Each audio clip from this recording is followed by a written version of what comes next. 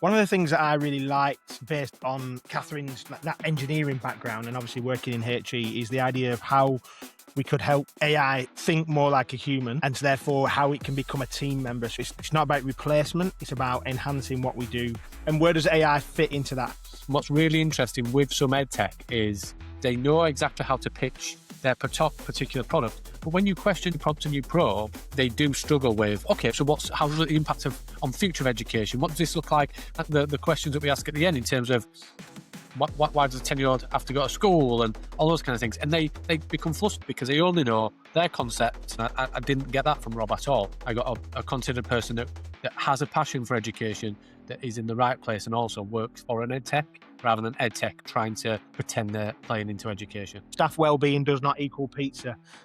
If you want to make sure that your staff are well, it's not about just giving them pizza and a free idea, is it? What was really stark right from the beginning was Charlie's honesty in terms of what led him to start the work, his own journey and some of the challenges that he faced as well. Charlie talked about this building better balance framework, and he talked about that in terms of sleep, he talks about food, and all the things that actually many of our most critical people in education, the educators and the education leaders, and students even at that point, don't always think about how much sleep they're getting, what they're eating, what they're putting in their brains, their fitness, physical and mental and emotional. I think that conversation was brilliant because Annie was like, yeah, Turnitin was about and has been about plagiarism checks as part of a broader integrity conversation. But when it comes to AI, the movement away from AI detection to clarity feels like a really smart move. And that conversation was absolutely full, weren't it, mate? That whole thing of, for some, school is a great place to thrive,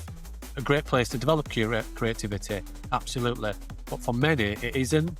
And actually, parents and social context and environment, so then you start to delve in the conversation is creativity contextualized and relatable based on location?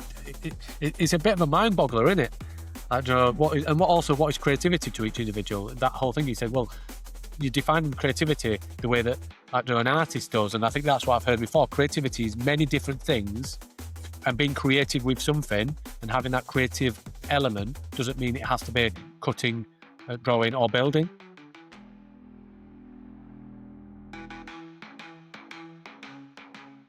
Well, hello and welcome to another episode of the Edufuturists podcast.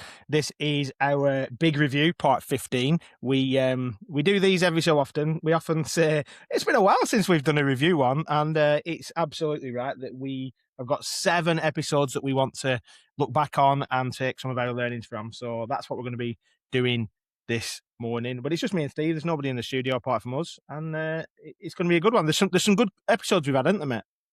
I think so, mate. I think it's one of those things where you look back and I think what I would say about this review is diversity in regards to the types of people that have had on the podcast are from such diverse backgrounds. You go from people who are leading schools to people who are on leadership teams of big ed tech, and universities. We dean of a university in New York or Manhattan, and it's very diverse, which is it's been a joy to have it actually, and it's going to be a great conversation to discuss and review it.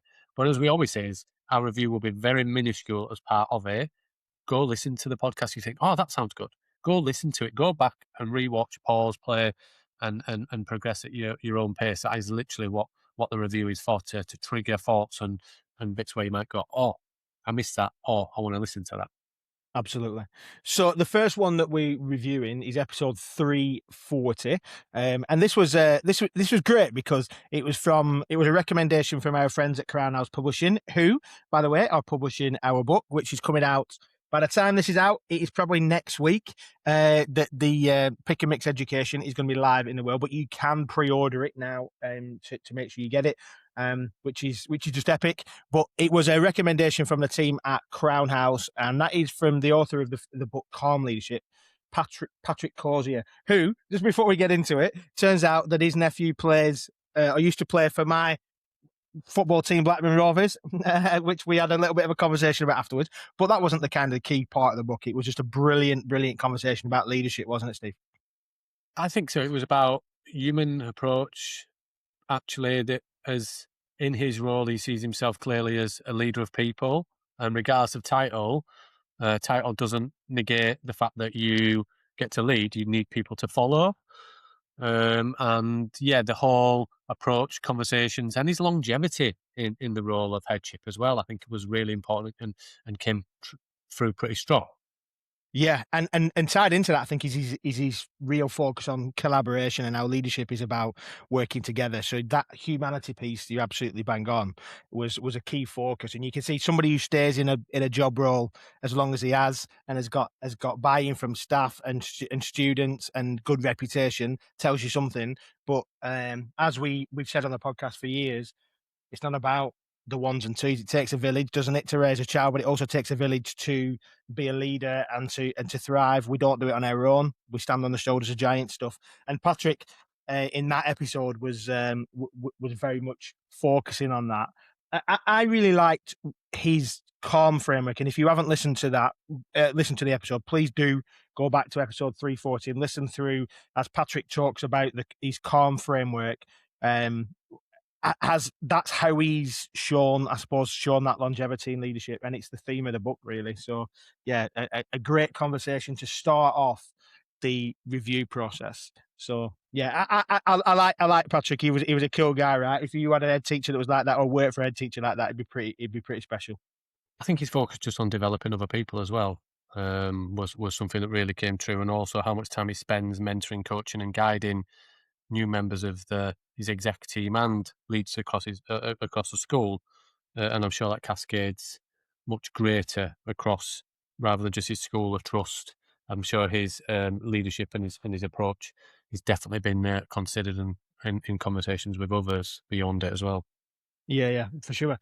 Episode 341 was this is one of the most proud days for you, Steve, weren't it? I think so. Don't even ask me to do it again, but you can do the name this time. So episode 341, we had Kathryn Jablokow. That was it. Sorry, I've ruined it now. But I know that you were all the way through the episode. If you've not listened to it, it's brilliant, because Kathryn asked Steve if she could say his and he absolutely nailed it first time, didn't you? The surname. So I think it's the first time. Even my own name, I get wrong on a regular basis. So it's nice that But I think her background in engineering, in research, and all of those conversations, and how she's now taken that to deanship at Manhattan University, but also talked about AI technology. It was a real varied conversation within the hour of actually lots of different considerations, the placement of universities, but also the importance of actually some of those universities not less significant, smaller and more considered, but also shared some of the ridiculous projects that Manhattan University has been involved in over the years that you would have never even thought of being attributed to it. And I think it was a theme that's kind of come up over a few, not surprisingly. The AI has been a key theme in this review period, especially with some of the big developments around it. And obviously some of the others that we're going to review today have got that AI theme running throughout. One of the things that I really liked, based on Kathryn's that engineering background and obviously working in HE, is the idea of how we could help AI think more like a human, and therefore how it can become a team member, so it can be part of your team. So it's not about replacement; it's about enhancing what we do as teams. And where does AI fit into that? And interestingly, that phrase, even as a title of the episode, how to help AI become think more like a human. Some people will have a problem with that straight away, because you're like, well, why are we trying to do that? But I think what Kathryn's doing and the projects that they've been working on genuinely give a good use case in education of how, and beyond education actually, of how AI can become a partner in what you do and part of your team, as opposed to either doing those two polar extremes, which is everything is AI and you like outsource everything and doing everything, or avoid it and you like pretending it doesn't exist. I think she's got the balance right on that, hasn't she? Yeah, I think I remember the thing I remember about the conversation was when she started talking about agents to support conversations and projects. And we had then a conversation, and she was like, I don't know. I think the thing is, for somebody so knowledgeable, it was great to hear that where she went, I just don't know. And we've not got to that point. And also, that's a great point that we've maybe not considered, where we talked about an AI being or an AI agent that sits along projects, and teams can go and ask questions. But then we had a conversation around, would it be confusing that if every time that you brought it, it would change its mind and give a different opinion? How contrasting would that be? Because imagine if that was a team member, you go there for, I want to consider expertise and skill set and knowledge and bouncing off, and you don't always want them to say yes. I said, so would it not be more like going to a team rather than just one, and actually you create them individually to, this person gives this and this person, or this AI does this? And it was a great conversation around, actually, as we're developing these models, some of this is quite new, and it's pushing into the frontier of education and conversations where AI is not new, but some of the ways and some of the methodologies and some of the approaches are, especially in working with learners and colleagues and researchers in education. Yeah, and that actually ties really nicely. It's not even like a weird segue into episode 342, which we it's brilliant. And what's great about this podcast is, yes, we go out and find people that we're really interested in and going to speak to. Yes, we've got some really good partners like Crown House and others who send us some people, and then randomly some people reach out to us and go, would you be interested in interviewing this person? And sometimes we go, and then other times we go, very interesting. And this episode 342 with Rob Wessman from SchoolAI, I'm going to be honest, I was a little bit like, is this just going to be somebody who wants to do a product sale?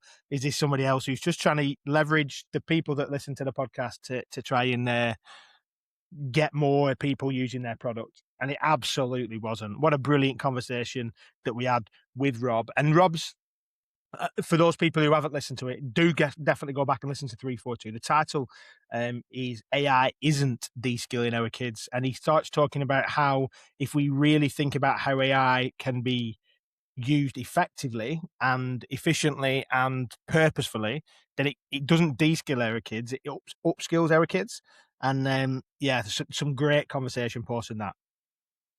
Yeah, I think it was the journey, but also the consideration and that type of role.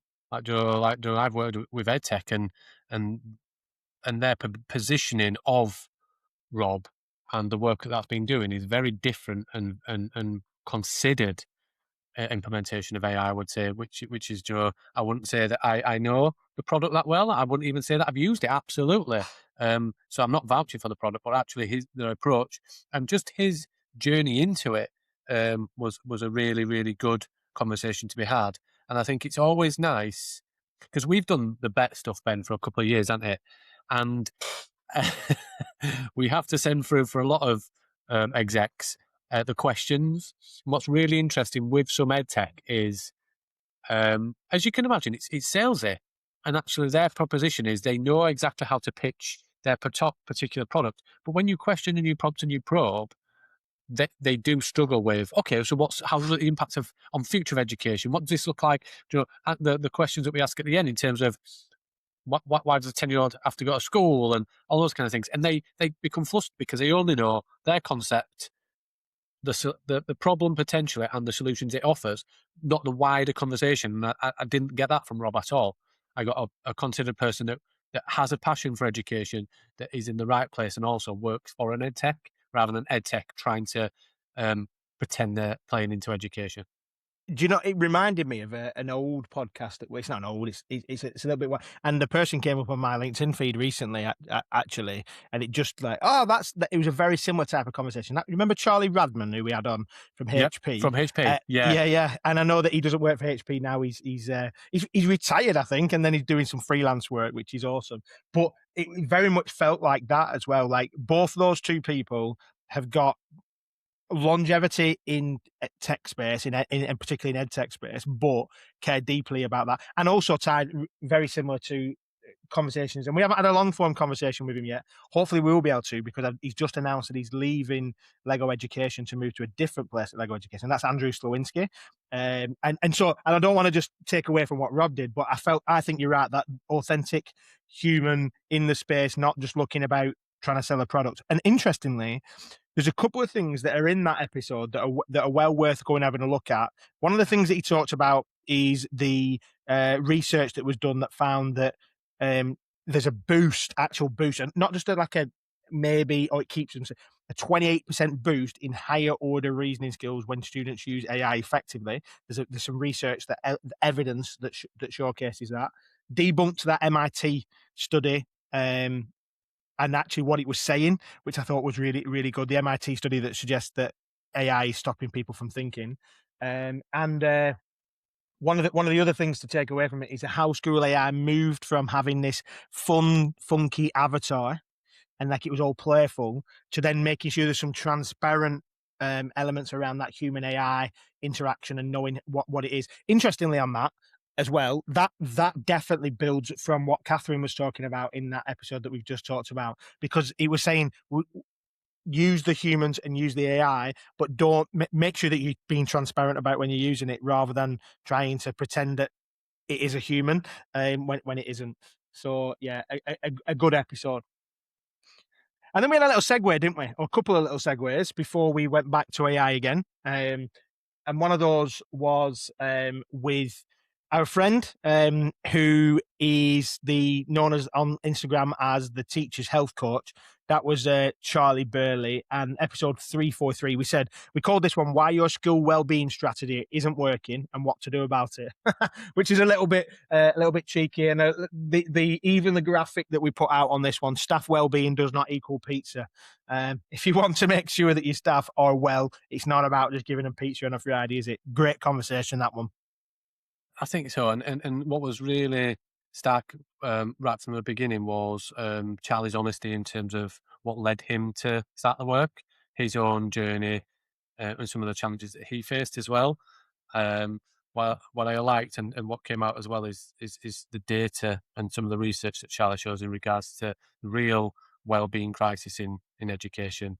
And there are so many different reasons why people are not being recruited into profession, and why, with fewer people being recruited in, more people, so they're not coming in through the door, and they're not definitely living through the back door. So what can we do about it? And I think well-being as an approach is definitely something that needs to be more considered, rather than just a CPD day or a session within a CPD. Let's get mindfulness going on, or let's get some yoga classes going on before we break for the summer. Well, everybody's going on holiday. Probably is I remember my time at FE. It's probably the most stress-free. You feel tired, but your learners are gone at that point. So actually, is it not better to make sure it's a continued conversation as you go through? And I think Charlie, with his honest, self-reflective conversation, I think was a really good relevance to many challenges, and many of our listeners either might be going through it, might have been through it, or might be leaders that might want to implement so that their staff are less likely to have those challenges. Yeah, and I think that you hit the nail on the head for me. That honesty of being transparent and saying, I struggled, I went through burnout as a teacher. This is what happened to me. This is what I wish hadn't happened to me, and this is what I want to try and help fix for other people. And we both know, don't we, Steve? We've had our own challenges in that space. So knowing that that people are out there trying to develop that, and Charlie talked about this. He's building better balance framework, and he talked about that in terms of sleep. He talks about food and other things that actually many of the most critical people in education, the educators and the education leaders, and students even at that point, don't always think about how much sleep they're getting, what they're eating, what they're putting in their brains, their fitness, physical and mental and emotional. So there's lots and lots of elements in that around balance. And I think tied to that, when we go into looking at that episode 343, I think that one was. Sorry, I got that. I think yes, 343, where Charlie talks about his 6 C's as well, about how you can diagnose well-being access and diagnose whether your well-being strategy is working, and then actually put a plan together. And we massively encourage you to connect in with Charlie and find out about what he's doing. Grab hold of his book. He's got a new one coming out as well. It's a great conversation because it helped me recenter as somebody, although I don't work in schools full time anymore, conscious that some of the things that I allow to happen by default, because I'm busy, because I've got things, probably just need a little bit more care and a little bit more intention around it. And I think that's what, for me, Steve, is that the well-being is more about the intention that you put behind it. I think so. I think it's that thing of small marginal changes and gains. Ultimately, better sleep. What can you do about those bits? Exercise. ADHD. I was reading about intensity of exercise for ADHDers. I don't know if you've read any articles on that, Ben, that actually the intensity is significant for gym going. It can't just be going to the gym. And the best form of training is heavy, high intensity. So like high intensity running, like HIIT training, those kind of things. And and I'm not diagnosed, I know, but you are. I'm thinking, I was like, absolutely. If I've gone out and I've hit and I've trained hard, I probably feel at my calmest. I feel tired, but I feel much calmer. And I'm like, do I feel as tired as everybody else would? Or is this just what the normal state of what people actually feel? And my mind just feels calmer. And it's those bits. And also relevance to context and person. That actually, if you're creating a wellbeing strategy for 2,500 staff, great. But like any CPD and learning and training, it's a muscle. Like anything else, it's a skill. And why would you do exactly the same thing for everybody? And that I think is absolutely bang on, because I last night, I won't reveal where it is, but last night my wife is in the police. Every year she has to do a bleep test, and it's not hard. And she'll tell you that it's not a high level, but panics about it every year. So she's got just over a month and goes, right, well, I need to make sure that I can do the bleep test. So said to me randomly, when she got home from work yesterday, shall we go for a run tonight? I was like, yeah, let's do it. And she went, I don't want you to be an idiot and try and run off and leave me, or try and make me run too fast. I was like, believe you me, I am not in that shape right now to be going running off and leaving anybody. For those who are only listening, Steve is laughing his head off right now at this point. But we went out last night, and my daughter came as well. My 11-year-old came. So the three of us went out for a run. And Amanda's just plodding away. So I plodded away with her. And she wanted to walk. That's cool. And then I went out, and she said, you run off and come back for me. So that's what me and Martha did. We ran off and came back for her. And then she said, right, I'm going to turn around now and go back. She went, but you carry on.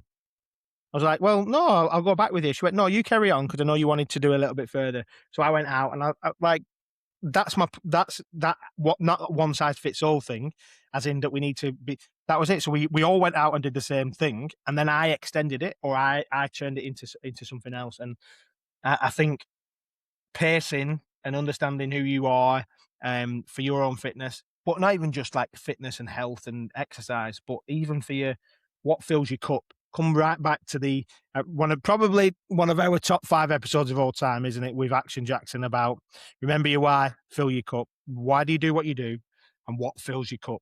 I know there's plenty of things that fill my cup. Collecting Panini stickers for the World Cup right now is filling my cup. Gaz Lewis, shout out to you, my friend, because I know that you're on the same. Gaz sent me a picture the other day. He'd ordered 700 stickers, a box full of 700 stickers. I was like, yes, my friend. Yes, my friend. We have gone in deep. But yeah, what fills your cup? And then go back and listen to that 343 with Charlie. I can't believe Ben's using it as a tax write-off. £3,000 on a sticker album is an interesting thing. Mate, it's not true. You've got your numbers wrong. Right, well, Amanda, it is true. Don't let him fib you otherwise. It's 3,000 back. Like, to be fair, how many teams is it? It's like 72 teams, isn't there, or something? Is it not 48? I don't even know what it is. Yeah. It's the biggest one ever, isn't it? Yeah, it is. I'm being stupid, but no, but you're right. But the numbers are hard. They are. And what's annoying me is I'm that sorry, I'm spilling your enjoyment, to be fair, because ultimately it's not about completing. That would be wonderful. It's about the enjoyment of going back to childhood potentially and swapping them. Yeah. And also, I'm seeing Ollie do it. Ollie's going to get nowhere near it. But also the ability where now he doesn't ask for sweets or anything else. He just goes every now and again. He goes, "Are we going to get stickers today?" Yeah. That Cool. and Joe, when you get like a shiny, like Joe, and all those kind of things, like Joe. I remember those days. It's just not Mate, fun now. right, I've got plenty. So I've got a load of swaps, and I've got multiple of the same one. So I'm going to send a little envelope addressed to him, right? So when it comes to him, that's who it's from. So see what his face is. So I'll send that across. But yeah, but interestingly, like you think about well-being, like now, what's made me laugh there, smile to myself, is going. The other thing that really fills my cup and makes me well is making other people smile. And so I'm thinking about this little boy who loves stickers, who's going to get a whole set of new stickers in his album, and going, well, it's not about cost, it's not about anything. It's just about, hold on a minute, what makes your well-being happy is probably helping other people, and it's the same for you. And I think Charlie definitely does that. I've had conversations with him in person, and you come away from it and go, I feel better about myself first of all, and I think if we could do more of that as part of a broader education community, I think we're laughing. And that really, again, it's like we think about segues through this podcast takes us into episode 344 with somebody who's been trying to get on a podcast for quite a long time, and who's been a friend and knows there's a lot of people in our broader community that are connected to the work that Natalie Moore is doing at Apps for Good, and that was a lovely conversation, wasn't it? About like the good and about making sure that we don't just use technology for technology's sake, but that we do good with it, and changing the world, helping young people to change the world with that technology. Yeah, and a very strange start to the conversation of, all right, so how did you get there? And it's like, well, I was going to do a PE degree and I ended up volunteering or working with the London 2012 Olympics, and then thought I'll step into charity work, and I was like, wow, this is absolutely bonkers. It was great. It was really, really good conversation. Of she's been with the organisation, I'm guessing, was that 15 years? Is she in a it was a good number of years. I can't remember how many she said. So 2012, and if she joined not long after that, then I'm guessing it can't be 14 years. Yeah, so yeah, and I think it's all that thing of actually a charity there that is all about how we teach young people, not how to consume technology, actually how we make sure that we empower them to use it effectively, and and it really cuts across that conversation around mobile phones and screen time is bad. Well, no, it's purposeful use and how it is used as a tool for learning, not just this is a bad thing, social media's on it. It's like, I'm like, you haven't even considered that actually some of this technology there are ways that you can restrict down to certain tools, and you can block everything else, social media and everything else, using your filtering, just so actually they only get the learning. All this, oh, well, they can turn Wi-Fi. Yeah, but then this is a classroom management thing. This isn't a technology conversation. Yeah. This is a classroom management. And I know that is a challenge for many. And I'm sure I haven't taught since COVID. I'm sure there's more challenges, absolutely. But classroom management isn't a new thing. The challenges in classrooms isn't a new thing. I taught 30 16-year-old lads often, testosterone cricket players and rugby players and footballers who thought they were next big thing. Throw that into the mix. And some of these lads were miles bigger than me. All of this conversation, and that's not to say that I didn't struggle at times with classroom management, absolutely, like everybody. But I think it's a very different conversation around that, and I love the fact that Apps for Good. What it is actually purposeful tools, technology that will help learning, because what's really interesting is that we still call it ed tech.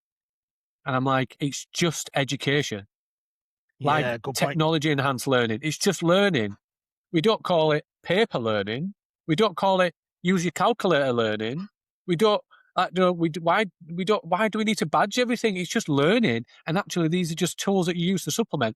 There are times where I make post-it notes all of the time, often. But then there are times Me that too. I'll listen and I'll read a book or I'll listen to a book, and it's the variation of what I prefer, but also what I want in that moment for that thing. Yeah, choice. It's And that you agency thing as well. absolutely, yeah. And it's coming back to the agency with guardrails thing. When you were talking there about technology, we've got friends, obviously, who are involved with us in the uprising and whatnot, blackout education, who are helping people make that same kind of decision around purposeful blacking out of certain apps at certain times. There's also the conversation about where apps for good there are going. Brilliant work in terms of purposeful, and one of the things that came up in that conversation was about agency and about lots of students want to be spoon-fed, don't they? I think that's definitely go back. It's a brilliant conversation about if we're talking about agency with guardrails as this is a flagship that absolutely explains it. But just to point back on what you just said there around ed tech or technology enhanced learning, it's not rocket science. It's not rocket science to go, hold on a minute, ed. Yeah, we don't say ed paper. I think that's what it's not. Yeah, that just tickled me a little bit, because we go, well, we're using computers or iPads or we're using Chromebooks, and therefore it's got to be something different. Well, no, let's just make it good learning and then pick up the Chromebook. I think I've mentioned certainly at events. I don't know if I've mentioned it on the podcast. I was with another good friend of the podcast, Zaytoon Bakari, at one of their schools as part of the ATC Trust, and I went into a primary school in Blackpool where I've been to the same kids, one. Yeah, I've been to the same school. It's beautiful. Just incredible where they've got. I went into a year 4 class, I think, one-to-one Chromebooks. The kids come on in off break time. They do a entry ticket on their Chromebooks, and then when they've done it, they put the Chromebook lid down. They pick up a reading book until everybody's completed, and then the teacher speaks from the front, starts a task, starts a theme. They write it in their exercise books if it's appropriate, or pick up their Chromebook. They've got some, and then when they do their activity, she says, "I've got some worksheets here, or it's on Google Classroom for you to." And you think that's just magical. The kids have got an opportunity; they know when to pick it up. They've got opportunities to choose. It just feels normalized. It just feels normalized. And interestingly, when we're talking about choice and we're talking about agency, the conversation that came next, episode 345, with Annie Chechitelli who's a CPO of Turnitin, was again another one where I'm thinking, are we going to have to go in order on here about AI and cheating? And I think that conversation was brilliant, because Annie was like, yeah, Turnitin was about and has been about plagiarism checks as part of a broader integrity conversation. But when it comes to AI, the movement away from AI detection to clarity feels like a really smart move. And that conversation was absolutely full, weren't it, mate? And she was no doubt there's a reason why she's at the top of the game there, because she is a smart cookie. And her journey again. What I love about, and I think it's what we always open the podcast. So if you haven't listened to the podcast and you're just coming across this for the first time, go back and listen, because what you are missing is we haven't told you a story of how we've got here, but we do with the guests. What do you do? But also, what is your journey to this point? A lot have been educators, but Annie was in a startup around online learning before the internet. I think the conversation was. It was like 1998, I think, or something else. And she's been in startups, and she's been in some big organizations, and she's at Turnitin, and she's doing some wonderful things there. But I just think it was honest conversations, and some bits where we said, well, hold on, what about that? And she received it really, really well, knew exactly the considerations of Turnitin, but also that whole thing of the development of utilizing and using AI to flag when people need to learn to do things better in terms of citation and all those kind of things. If we're just using a stick, AI is not the tool to be using for plagiarism, because ultimately, it's bonkers. And what's also crazy is people moaning about let's see whether they've used whether they've plagiarized using AI. Brilliant. How are you going to do it? You're going to read through it and you're going to speak to that learner. No, I'm going to use AI to do it. Okay, so it's all right. So, and it's all that conversation, isn't it, about purposeful and right and intention of AI. Like this whole conversation, nobody wants to live in a world where the learning is structured using AI and no human has been involved. The learners go through it and write about it using AI and not really involved. The teacher then marks it and gives feedback using AI and hasn't even seen a role. That's just robots talking to robots and machines talking to machines. There's no human in the loop whatsoever. Nobody wants that because it's pointless. Nobody's improving. Nobody's a part of that.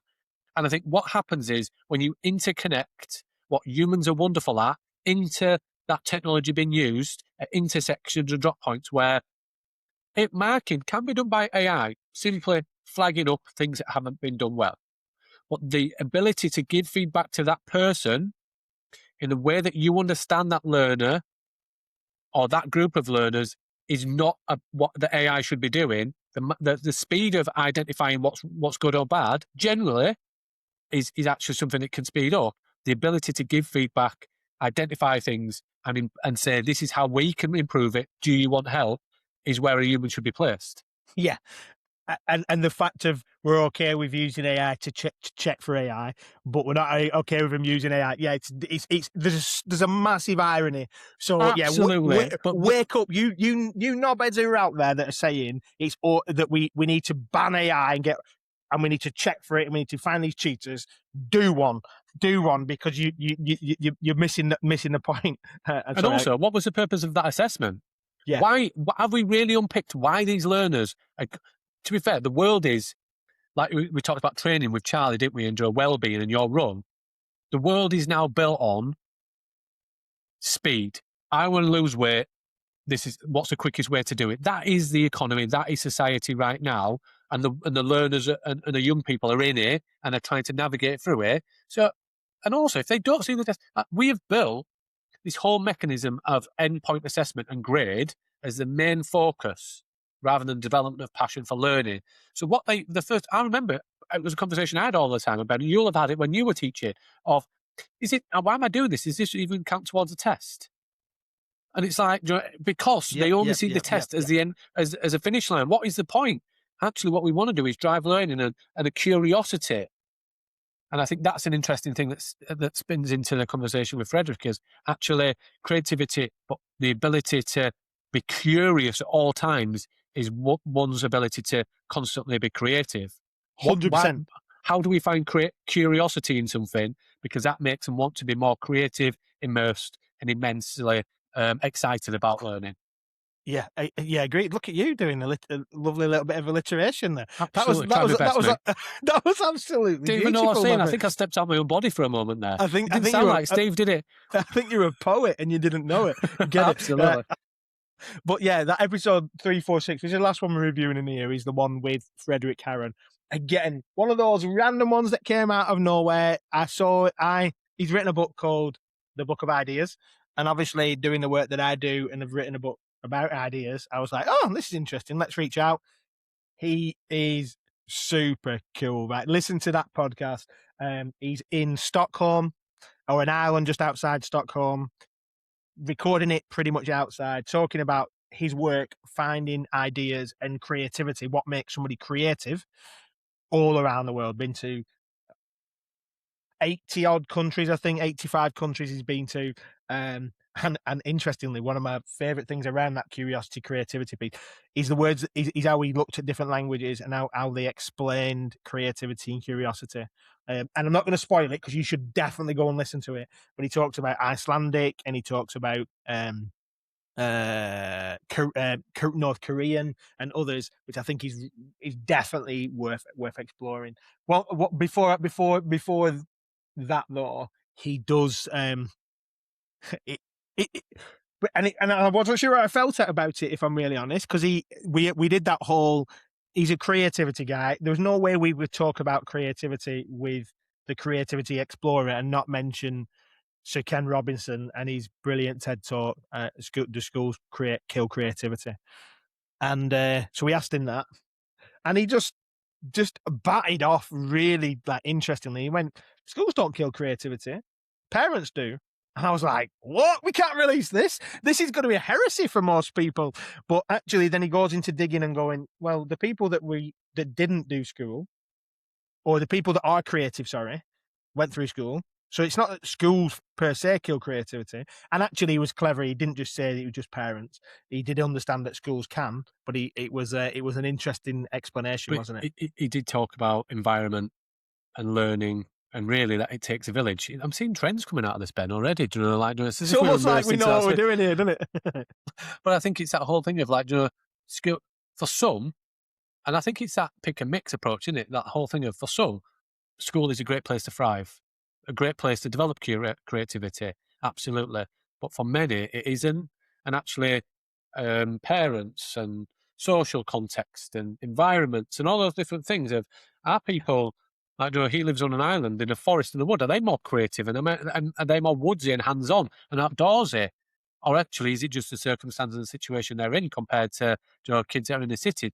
Would they be outdoors and they just don't have that environment to thrive in? And it's that ability. I just, what's really interesting in it, he has spent so much time in so many different locations.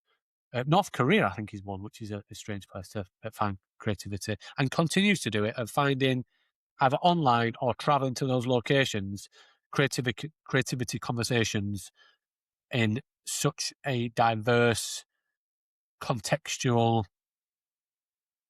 setting, because then you start to delve into the conversation is creativity contextualized and relatable based on location? It's a bit of a mind boggler, isn't it? Yeah. What is creativity to each individual? That whole thing, he said, well, you define creativity the way that, an artist does, and I think that's what I've heard before. Creativity is many different things, and being creative with something and having that creative element doesn't mean it has to be cutting, drawing, or Painting. building. Yeah. Agreed. Very, very, very clever. Very clever. Well, that's 7 episodes that we really enjoyed recording. Some themes that came across them. If you haven't yet booked your place on Uprising 2025, there is, and you listen to this in time before the 25th of June, you grab it as quickly as you can, because being really honest, we expect it to be sold out, we think, because the conversation we've been having, it's been mad. We've watched the numbers going up and tickets going on, and we're very grateful that people are going to be joining us in Liverpool on the 25th of June. So the link for that is in the show notes. And if you listen to it in time, then grab it. What I will say just on that is that we are going to be releasing our latest trends booklet at the Uprising event, and some of the things that we've talked about today have been seen across the trends across this last 12 months. So grab a copy of that, and you can grab your copy of that at the event. Mate, it's been good, hasn't it? Book coming out, Uprising coming up, 7 great episodes. We've got a whole nother set lined up for over the summer. We don't stop. We don't stop till we get enough. That's what MJ says, isn't it, right? And that's what Absolutely. we say. We don't stop till we get enough, and there is not enough right now. And hopefully you are still enjoying the podcast. Share it with people if you haven't done already, and make sure you go back and listen to those other 7 episodes when you can. It's been an absolute joy, my friend. Always good to do the Chew the Fat here, and just us two. It's good, isn't it? Absolutely, mate. It's Thanks. been wonderful. Been a Have pleasure a good as one, always. everybody. Speak soon. Bye-bye.